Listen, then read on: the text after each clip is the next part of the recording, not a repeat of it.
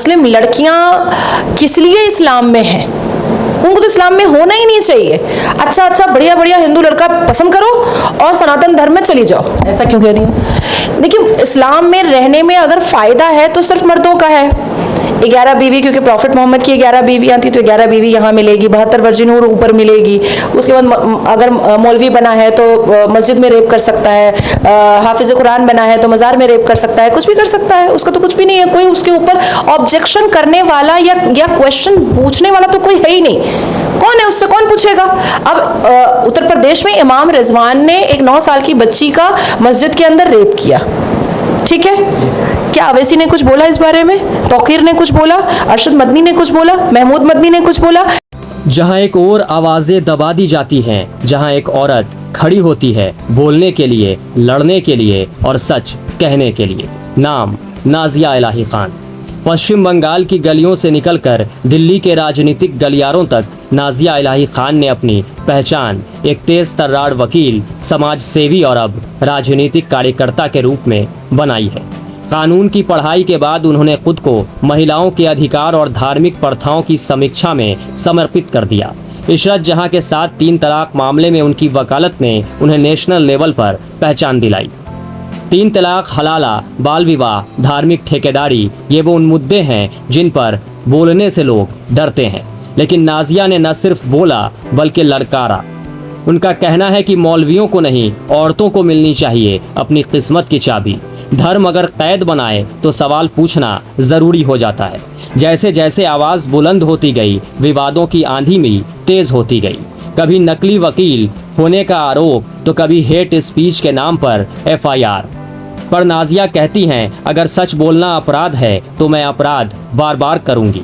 2018 में उन्होंने भारतीय जनता पार्टी का दामन थाम लिया, जहां साथ आई सैकड़ों मुस्लिम महिलाएं जो वर्षों से दबे हुए सवालों के जवाब चाहती थी। तो ये तो वही कर रहे हैं जो इन्होंने आसमानी किताब में पढ़ा है। इस पूरी पृथ्वी को मुसलमानों की पृथ्वी बनानी है। ये उम्मा का कॉन्सेप्ट है। एग्जैक्टली।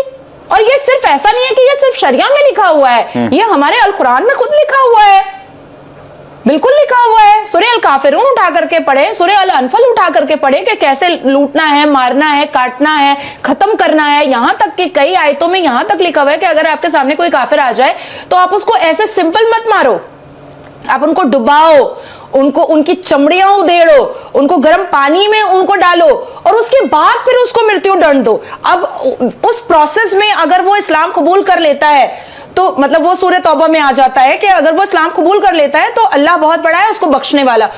नाजिया का कहना है कि मैं किसी धर्म के खिलाफ नहीं, पर उस सोच के खिलाफ जरूर हूँ जो औरत को सिर्फ फरमानों में देखती है।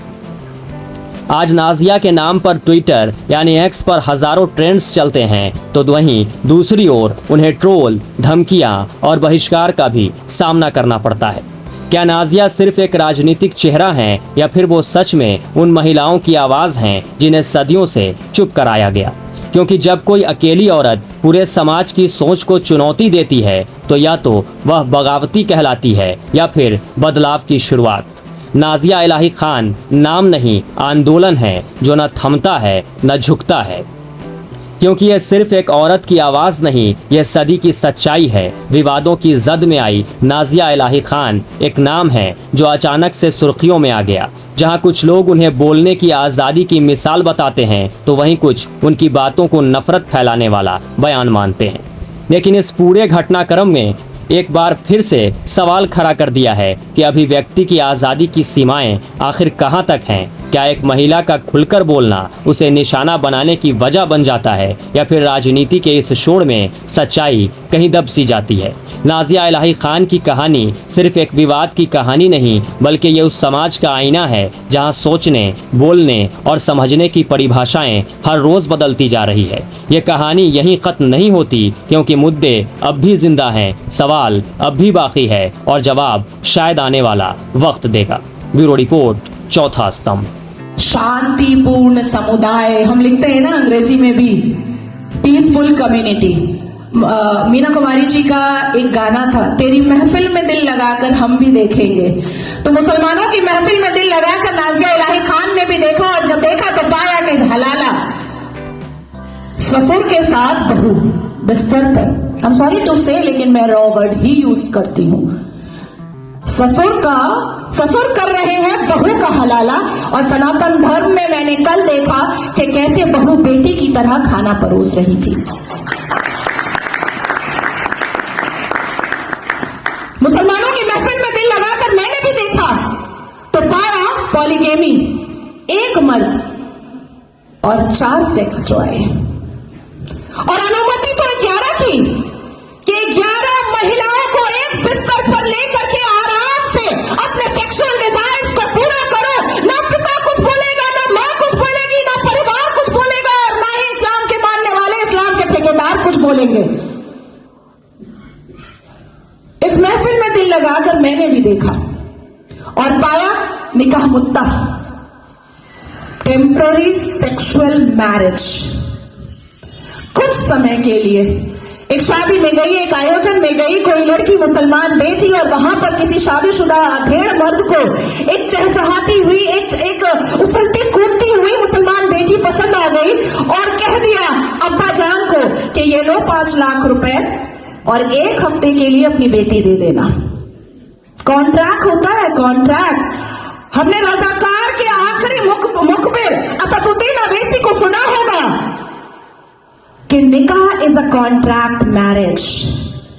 हमारा विवाह नहीं होता, हम साथ वचन नहीं लेते, ना आगे पति फेरे लेता है, ना पीछे पत्नी फेरे लेती है। हमारा तो कॉन्ट्रैक्ट होता है, हम तो एक डील में आते हैं। ये है। तो इस महफिल में जब दिल लगाया और भीतर से, तो पाया कि निकाह मसियार भी होता है। निकाह मसियार कैसा होता है कि 1 लाख रुपए पर 1 महीना लड़की रहेगी, और सुबह किस वक्त कौन सा सूरज निकलेगा और शौहर छोड़ करके भाग जाएगा, पलटकर पूछना नहीं है, क्योंकि मसियार निकाह में है कि तुम कहां भागे हो ये जानना नहीं है।